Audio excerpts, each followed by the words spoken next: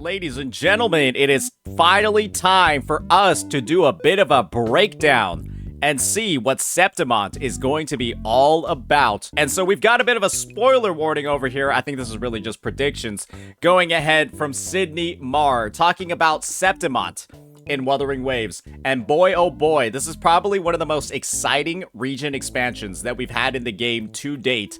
And I personally think it's going to be more exciting, more engaging, and more fulfilling than maybe the entire arc that we've had in Renacita already. Maybe I'm speaking out of my ass over here, but I have been super hyped up ever since the 2.4 reveal, and I've thought a lot about what they're going to be doing in this update, and it appears that Sydney Marr is going into a lot of detail about it. So without further ado, let's go ahead, let's get right on into it, and see what his predictions are going to be. Morning, good evening, good afternoon, ladies and gentlemen. How are you doing today? Version 2.4's special program was kind of insane with the depth of content and quality being showcased for Septimont. Now, because of the nature of this video, I want to put out a spoiler warning for what is to come, because the information is written in a made-up transcript by Kuro Games, specifically for Septimont.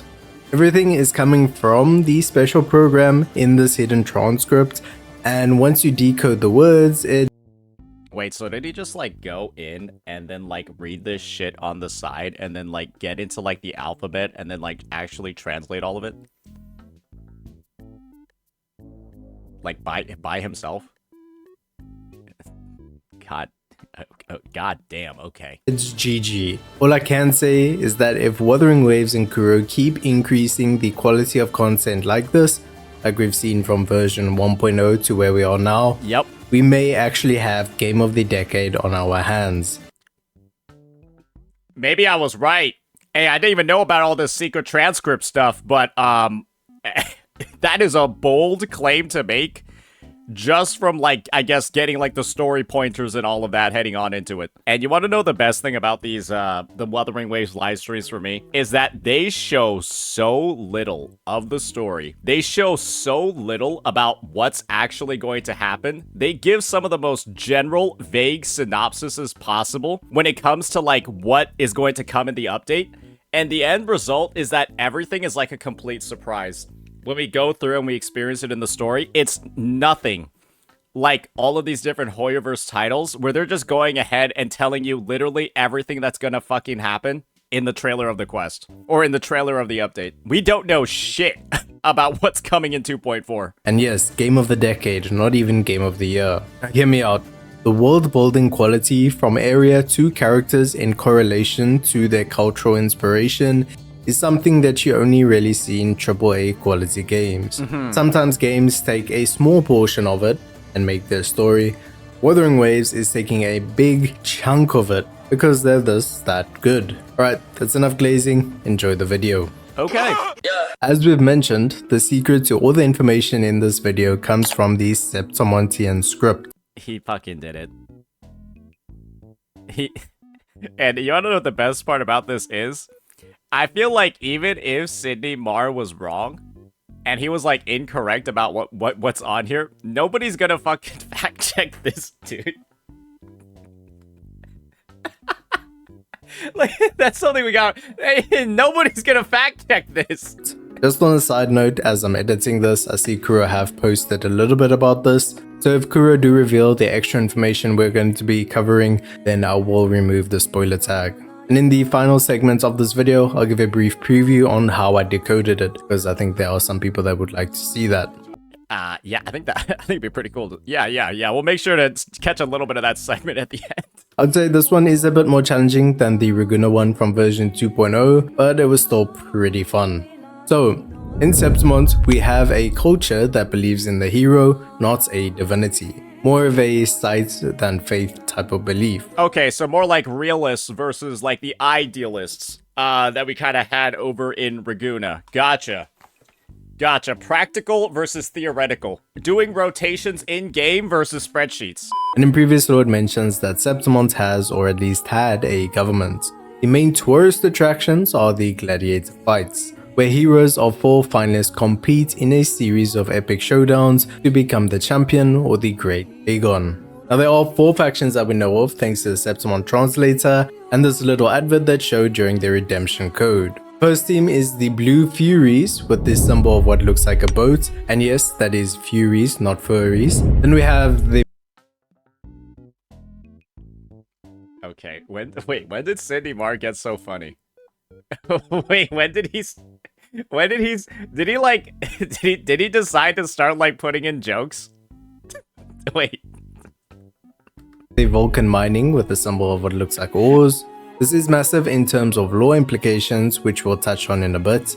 Thirdly, we have the Beast Beneath with a paw of a beast-like creature, and if you're like me, you may think that Lupa belongs to this faction, but then I eventually saw that Lupa is actually shown in the final faction, the Bow of Legions. So this got me thinking, wait, so he's using like faction, the Bow of Legions faction, but he's using like all then I eventually of this saw that shit. Lupa is actually I see, and like the stuff. Wow, there was actually a lot. Wow, there was actually a lot of fucking shit in that trailer. Or there was a lot of shit in that live stream. Actually shown in the final faction, the Bow of Legions. So this got me thinking that Lupa may actually be from the Beast Beneath because of her wolf-like forte and acumen. And I think a big part of like the quest, or the one thing that they showed about the synopsis was that Lupa left this, and like we're supposed to join up with her to maybe create a new one. And she was later cast out of that group for whatever known reason and became part of the Bow of Legions. And this would make the final showcase between the Beast Beneath and the Bow of Legions a bit more intense. So yeah, if this is actually the case, then Kuro kind of spoiled it themselves, although perhaps their made up transcript was supposed to mask it. And if you want to know who wins the final, then that may be the Beast Beneath, because they are showcased with a special colored merchandise as well as a default color for their sigils. Now if Lupa is representing the Bow of Legions and loses in the final, that would be the biggest turnaround because Lupa has been undefeated according to the background of this special program. Part of what makes this Gladiator tournament a technical masterpiece in Wuthering Waves is the segment that mentions the championship takes place once every 4 years. If you watch any sporting events, then you'll know Olympics. the grandest event of all, the biggest tournament of all, happens every 4 years. Football World Cup or Soccer World Cup, depending on where you are, the Olympics and other sports like that. This idea of these sporting events happening every 4 years, the Olympics itself, is from the ancient Roman Greek traditions of holding these major sporting contests once every 4 years, even calling the 4-year period an Olympiad. So this Aegon of Champions is taking place once every Olympiad or once every 4 years. But because so many tourists come to Septimont for these gladiator fights, you may be wondering what happens between the 4 years of every Aegon of Champions tournament. Well, the name used in the background of the special program is Gladiator's regular season, and this is where we see an undefeated Lupa leading and some unfamiliar names as well. So it's during this regular season that Lupa really made a name for herself. Luckily for Lupa, for all of her efforts and publicity from the Gladiator fights, Lupa has now become the face of an energy drink called Hardpaw. The advertisement has Lupa written on it and what seems to be Yenshin. I can confirm all the characters except the X, but I believe it's an X because Shin is heart in Chinese. So that's just a cool little Easter egg there. Now that we've covered the full She got the Gamer Sub sponsor. Yeah, just like me, so make sure you use discount code SaintOrange. factions, I did mention that Vulcan has some major significance to world building. Vulcan is the Roman name for the god of fire known as Hephaestus to the Greeks. Vulcan is the creator of some pretty epic things like Achilles' shield and a figure known as Talos. Talos having the same weakness as Achilles. But why did the Romans give him the name Vulcan? The reason behind this is because of volcanoes. Romans used forge. materials formed under intense heat and high pressure in their architecture and in their craftsmanship. The best naturally occurring source of this on the earth is a volcano. If you go beyond the earth to the ancient Romans and Greeks, that would be the sun. Now Augusta has entered the chat. Augusta, accredited as the sun, wears an aureole of the sun, the same way that the Greeks and Romans depicted. I feel like everyone kind of just everyone knows for certain that this character, I mean, her greatsword literally says sun when it's shown in the teaser. Yeah, this is probably like the most on-the-nose one for sure. Helios' soul. So this may be an indication of the faction being named in honor of Augusta. Now if we take this same principle, we can apply it to Yuno. We've spoken about how she may be inspired by a combination of Selene, Aristea, and Artemis, as this is something similar to Alyssa. Alyssa is a bit more on the Aristea side of things, as her occupation is law and justice. This is where the Bow of Legions come in, because they seem to hold this philosophical, scholarly, and studious standing with the books and literature as part of their symbol. Yuno's drop item is this golden looking bow. That was from Marvel Rivals, wasn't it? That was Moon Knight's ultimate. This would tie in with the theme of literature and philosophy. And we know that Lupe is also part of the Bow of Legions, so it's interesting to note because this may be why we see these two together. Apart from the mythological and ancient side of Rome and Greece, we also have the real history that has taken place. Figures like Hadrian, Julius Caesar, Augustus Caesar, and Alexander the Great have all been implemented into the story of Wuthering Waves. And it's not only historical figures, but also time frame and Bro's out here playing the fucking Shorekeeper trailer music in the background. Oh my, this fucking guy, man. He actually, this is a quality BGM right here. religion as well. If you pay close attention to the glider cosmetic showcased in the livestream, the caption on it will translate to Vini, Vidi, Vici, which translates to I came, I saw, I conquered. Okay, And apologies Mr. Caesar. if I mispronounced the Roman part. This is a famous quote by Julius Caesar, who is the great uncle of Augustus Caesar. Both of these characters were in leadership positions during ancient Roman times, and Augustus is clearly the name used as reference for And she's clearly like the main, like leading sort of person, right? I think she's like the person that kicks off the ceremony. Augusta, perhaps adding to the world building suggestion that Augusta is the governor. So if you're wondering why I glazed Kuro so much at the start, it's because to have this entire world building all converge smoothly and correlate to real life history and literature show that apart from listening to their fans, Kuro want to honor their global player base. Right now, we have ancient Greece and Rome. Next, and it's looking more likely thanks to the Cyberpunk collab, we are going to have Electra Rover in a modern world era, with one possible city being something like Japan's nightlife or Cyberpunk. And this will be followed by ancient Egyptian, Persian, Zoroastrianism, and other ancient Middle Eastern cultures, or Fusion Rover. And this Huh? or Fusion Rover. Proof? Wait, I guess I can understand Electro for like industrial and city, but like Fusion Rover and then like Middle Eastern, Persian, that sort of stuff? And this is also when we'll most likely see the end of Scar. Oh wait, I just spoil my next videos. To put it simply, Kuro is showing that they want to get it right with The end of Scar? Wait, you mean bro's dying? their fans. Alrighty, and just to end off, let me take you through how to decode. Okay, wait a second. Alright, okay. Bro might have been cooking maybe a little bit too much over here. I don't actually know what I'm tasting anymore after that one. Desert equals hot equals fusion.